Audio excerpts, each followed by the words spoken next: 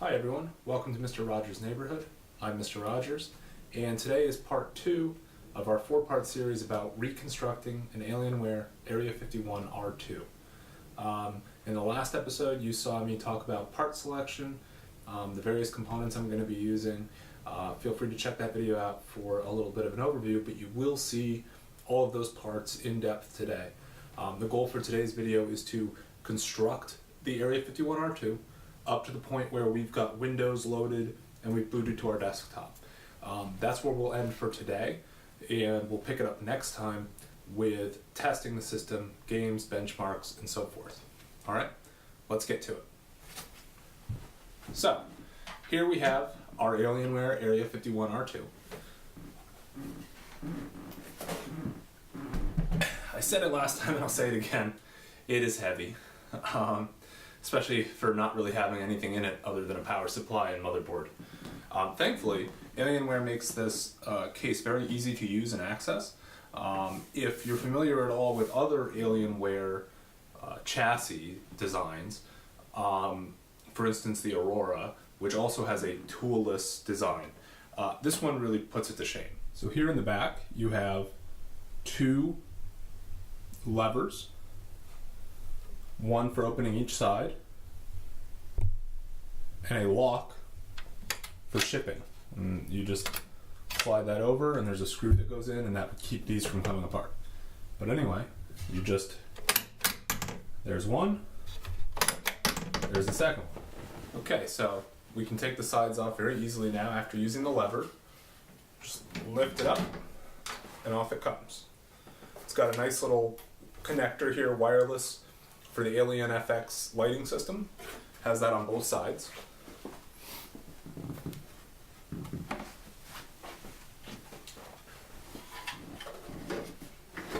As I said, here's the connector on this side.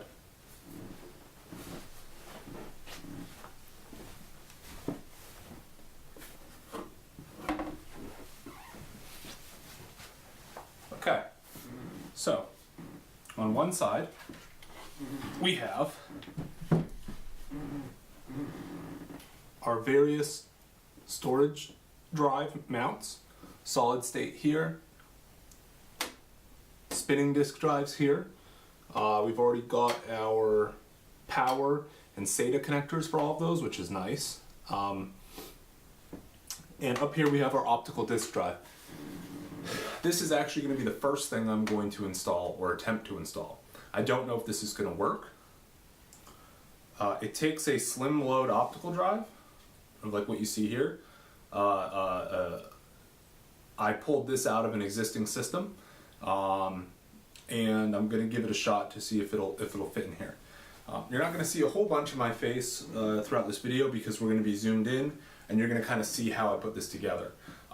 It should serve as a good how-to guide on just building a computer in general, but also specifically with this chassis.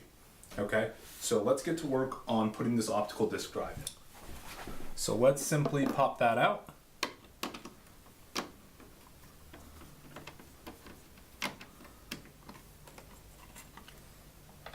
I always like having a light workbench because you can see your screws pretty easily. Okay, just slides out like so. Alright, and here we have the mounting bracket for the disk loader. So what we want is to line this up as so. You'll see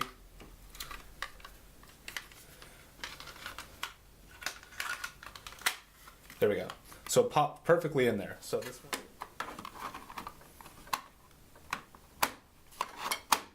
Alright, and it's locked in. Alright. This, and thankfully Dell marks all of these pretty nicely. This is our optical disk drive. Alright, that's in, and now we'll just put our original screw back in there. I'm going to leave the rest of the storage for now. We're going to do that at the end. Now we're going to flip this big guy right onto its back and mount the CPU. So there is our processor. Intel Core i7 5960X.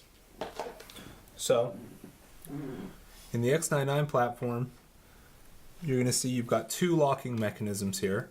Okay, typically you got to do this one first, and then this one. Okay. Unlock. Flip it back. Okay. There's also going to be an arrow right there in the corner telling you which way to orient the processor. And there's going to be an arrow on the processor itself. So you're going to put arrow to arrow. Okay. And you're just going to set it in. And the key for mounting a processor is, at least with the Intel ones, you want to put it in there and you want to wiggle it a little bit. And it should be firmly in there, but you should feel a little bit of wiggle. Okay. All right, so that is back down there. This guy is what locks the processor in. Okay, and this guy is what fully mounts it with pressure. So there, our processor's in. This is our Alienware OEM 120 millimeter cooler.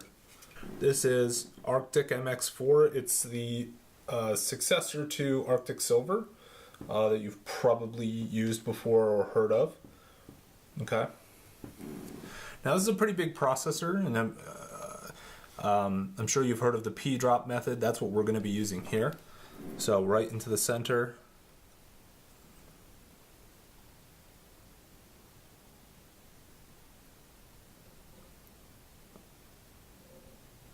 It's really all you need. It might even be more than I need. Keeping the wires out of the way. Should just line it up.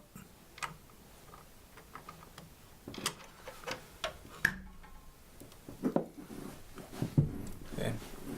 This is a little different than most of the ones I've ever used because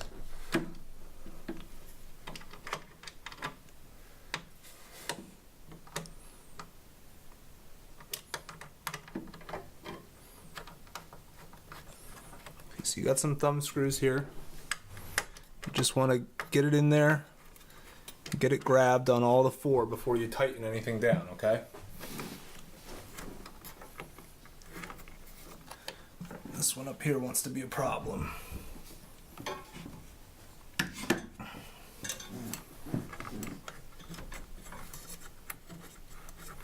think we got it. All right. So, once you've gotten the thumb screws in a little bit of ways, you can use a screwdriver,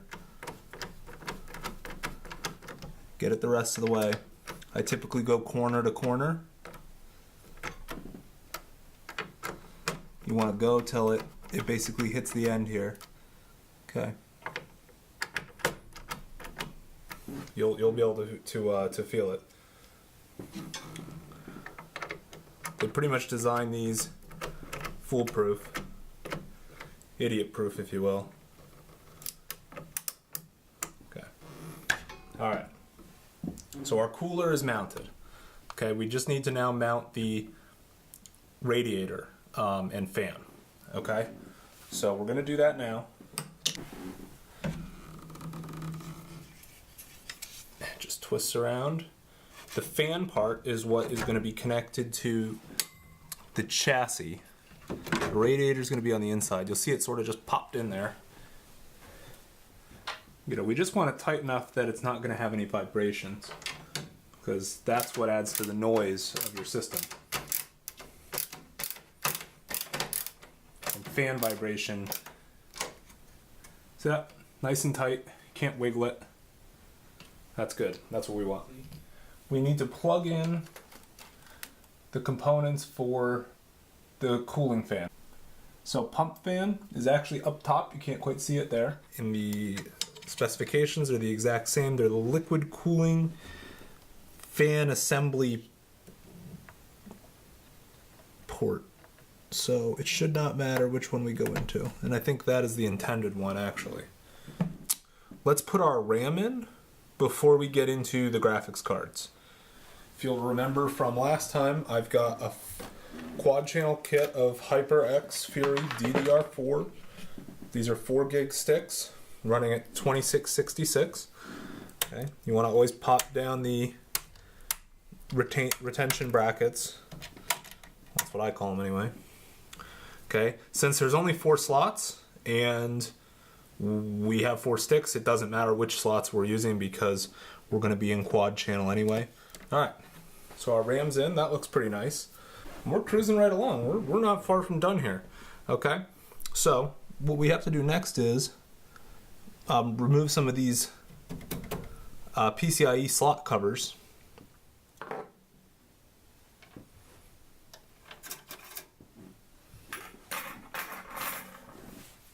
And now for the part that I'm sure you're all here for, the graphics cards, the fun stuff.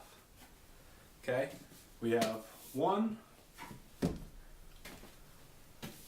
2 GeForce GTX 1080 Founders Edition cards going in SLI. We also have our GeForce NVIDIA High Bandwidth SLI bridge. There it is, quite fancy. Okay. There it is, GeForce GTX 1080 Founders Edition card. Should slide in quite easily. Here is the other one. Okay, just like before. PCI 1. Okay, now these are just 8-pin GPUs. So.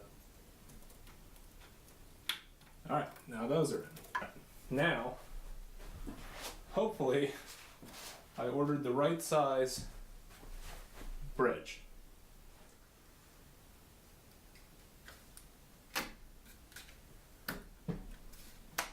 There we go. And it's in. Easy. Now we're going to go around to the other side and put our storage drives on. And the 3 drives we're going to be using are 2 Samsung 860 EVO SSDs and a Western Digital Blue 1 terabyte spinning disk. We have to take this one screw off here. That's what it looks like. Pop back on and slide in like that. And we're going to put our screw back in. There you go. Slot that in. Alright folks, that's everything plugged in that we're going to plug in. I'm looking around. I think all of our parts are in. So let me put the sidewalls back on. Okay. These pop back on real easy. You just line them up. That's it.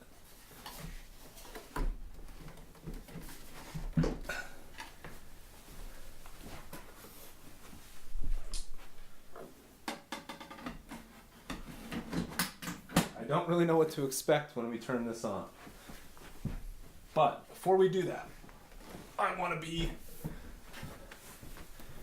extra generous and share with you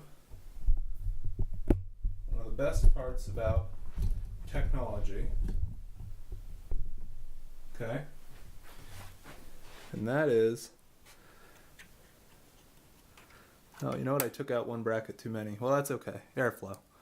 Look at this.